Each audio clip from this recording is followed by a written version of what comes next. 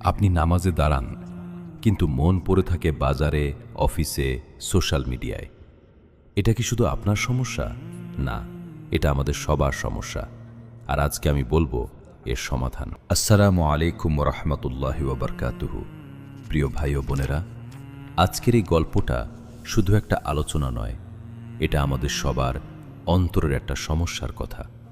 আমরা সবাই নামাজ পড়ি, অজু করি, যায় নামাজে দাঁড়াই, তাকবীর বলি, আল্লাহু আকবার। কিন্তু তারপরে কি হয়? মন চলে যায় কাল কি রান্না হবে সেই চিন্তায়। অফিসের মিটিংয়ের কথা মনে পড়ে, ফোনে কে মেসেজ করেছিল সেটা মাথায় ঘুরতে থাকে। সূরা পড়ছি কিন্তু অর্থ মাথায় নেই, রুকু দিচ্ছি কিন্তু হৃদয় অনুপস্থিত। এই অবস্থার নাম কি জানেন? এর নাম হলো খুশু না থাকা। আর আজকে আমরা জানব খুশু কি, কেন এটা হারিয়ে যায় এবং কিভাবে আমরা আবার ফিরিয়ে আনতে পারি। সাবস্ক্রাইব করুন এখনই। প্রতি সপ্তাহে এরকম ইসলামিক জ্ঞান ও অনুপ্রেরণা পেতে নিচের সাবস্ক্রাইব বাটনে ক্লিক করুন এবং বেল আইকন চালু রাখুন। আল্লাহ সুবহানাহু ওয়া তাআলা বলেন, নিশ্চয়ই সফল কাম হয়েছে মুমিনরা যারা নিজেদের নামাজে বিনম্র।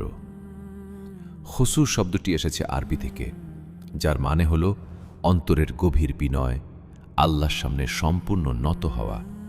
শুধু শরীর নয়, হৃদয়ও।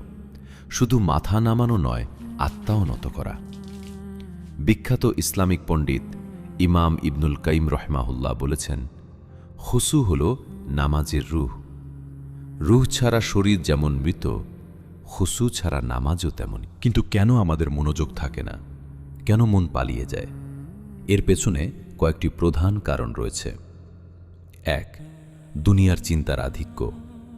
সারাদিন কাজ, ব্যবসা, সংসারের চাপে মন এতটাই ব্যস্ত থাকে যে নামাজে দাঁড়িয়েও সে সব ভুলতে পারে না। ২. নামাজের আগে প্রস্তুতি না নেওয়া। অজু করে সাথে সাথে তাকবীর দিয়ে দাঁড়িয়ে যাই, হৃদয়কে প্রস্তুত করার সময় দিই না। ৩. কুরআনের অর্থ না জানা। যা পড়ছি তার মানে বুঝি না, তাই হৃদয় সাড়া দেয় না। ৪. শয়তানের ওয়াসওয়াসা। রাসূলুল্লাহ সাল্লাল্লাহু আলাইহি ওয়াসাল্লাম বলেছেন, শয়তানের নাম খান্নাস। সে ঠিক নামাজের সময়ই আসে মনে বিভ্রান্তি ঠেলে দিতে। ৫. অন্তরের কঠোরতা। বেশি গুনাহ, কম এবাদত, অসৎ সং এগুলো হৃদয়কে কঠিন করে দেয়। ১. নামাজের আগে ৩ সেকেন্ড নিয়ত করুন।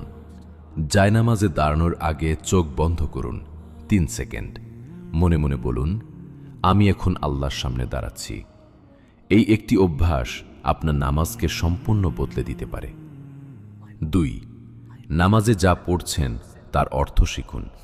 সূরা ফাতিহা, রুকুর তাসবিহ, সিজদার দোয়া এগুলোর অর্থ জানলে নামাজে মন থাকবেই।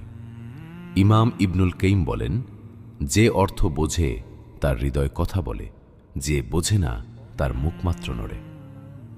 ৩. নামাজের আগে ফোন রেখে দিন। নামাজের ৫ মিনিট আগেই ফোন নীরবে রাখুন বা অন্য ঘরে রাখুন। মস্তিষ্ককে ট্রানজিশন দিন। ডিজিটাল পৃথিবী থেকে আল্লাহর দরবারে আসতে মনকে প্রস্তুত করুন। ৪. সিজদায় দোয়া করুন। রাসূলুল্লাহ সাল্লাল্লাহু আলাইহি ওয়াসাল্লাম বলেছেন, বান্দা আল্লাহর সবচেয়ে কাছে থাকে সিজদায়। সহিহ মুসলিম। প্রতিটি সিজদায় নিজের ভাষায় আল্লাহকে ডাকুন। ব্যক্তিগত কথা বলুন। এই মুহূর্তটি সবচেয়ে মূল্যবান। ৫. ধীরে ধীরে নামাজ পড়ুন।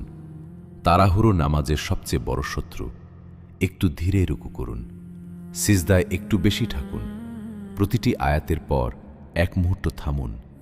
নামাজ শুধু সময় কাটানোর জন্য নয়, এটা আল্লাহর সাথে কথা বলার সময়। ৭০০ বছর আগে ইমাম ইবনুল কাইয়িম রাহিমাহুল্লাহ তার বিখ্যাত গ্রন্থ আস-সালাহ ওয়া হুকমু তারিকিহাতে লিখেছিলেন, মানুষের অন্তর একটি পাত্রের মতো। যদি সেই পাত্র দুনিয়ার চিন্তায় ভর্তি থাকে, তাহলে আল্লাহর প্রেমের জায়গা কোথায়? নামাজে মনোযোগ আনতে হলে আগে অন্তরকে পরিষ্কার করতে হবে। তার পরামর্শ ছিল, প্রতিদিন রাতে ঘুমানোর আগে কিছুক্ষণ চুপ করে বসুন।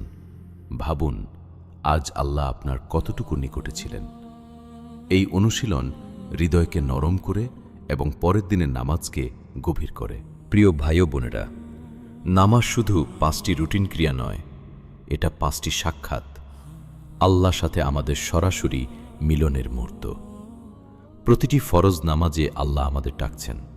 প্রশ্ন হল, আমরা কি সাড়া দিচ্ছি শুধু শরীর দিয়ে নাকি আত্মা দিয়েও? মনে রাখবেন, খুশু একদিনে আসে না, এটা অনুশীলনের ফল। প্রতিদিন একটু একটুকে চেষ্টা করুন।